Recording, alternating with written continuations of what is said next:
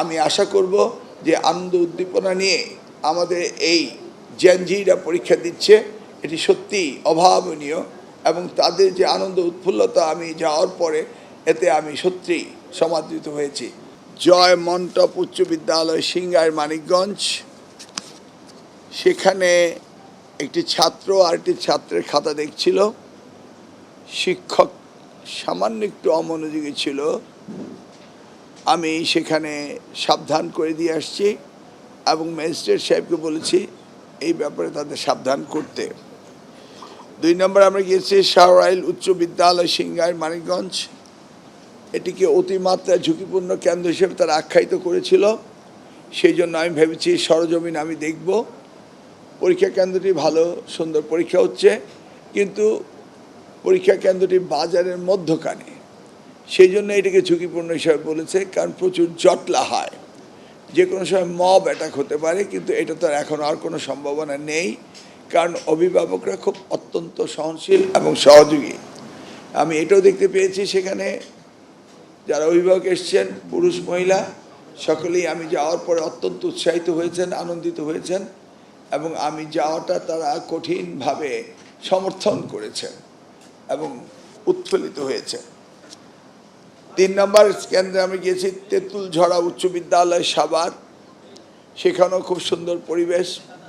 School কর্তৃপক্ষ, প্রশাসন এবং এলাকার জনগণ তারাও এই পরীক্ষায় সম্পৃক্ত হয়েছে।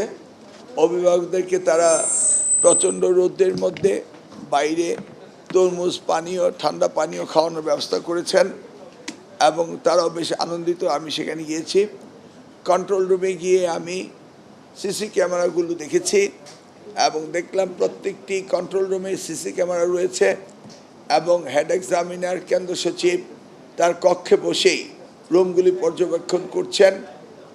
আমি নির্দেশ দিয়েছি যে সিসি ফুটেজ 7 দিনের জন্য থাকে। আমি বলেছি না, এটাকে আপনারা আর্কাইভে রেখে দেবেন, পরে কোনো কমপ্লেইন আসলে আমরা যেন ভেরিফাই করতে পারি। এরপরে আমরা গিয়েছি Mofid Aam school and college, Mofidi Aam school and college Amin Bazar, এটাও খুব সুন্দর পরিবেশে।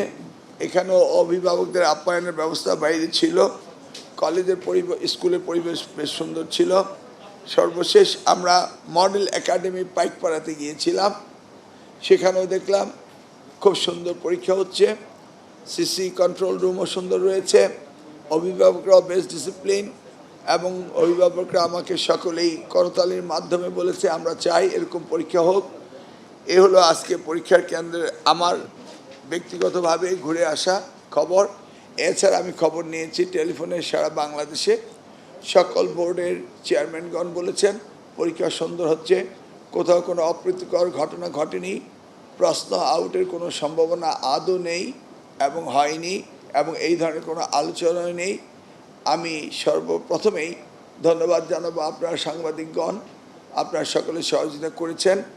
এই পরীক্ষা সুস্থ স্বাভাবিক হোক এই জন্য আপনারা পূর্ব থেকেই বিভিন্নভাবে আমি যে পদক্ষেপগুলো নিয়েছি এগুলো আপনারা বারংবার টেলিভিশনে নিউজ পেপার প্রচারিত করেছেন বিধায় সারা জাতি জেনেছে যে পরীক্ষা এবার সুন্দর হবে এবং নকলমুক্ত হবে, প্রশ্নপত্র ফাঁস হবে না ইনশাল্লাহ।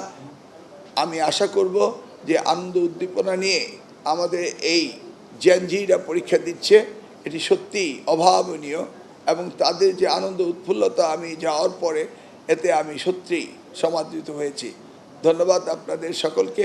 আপনারা আগামী পরীক্ষাগুলিকে এইভাবেই সহযোগিতা করবেন এই আশা আমার রইল এবং পরবর্তী পরীক্ষাগুলো আমি যতটা সম্ভব মনিটরিং করব এবং আমার টিম মনিটরিং করবে এবং আপনারাও করবেন। এর মাঝে যদি কোনো অপ্রীতিকর ঘটনার কোনো সংবাদ আপনারা পেয়ে থাকেন তাহলে আমাকে জানাবেন। ধন্যবাদ।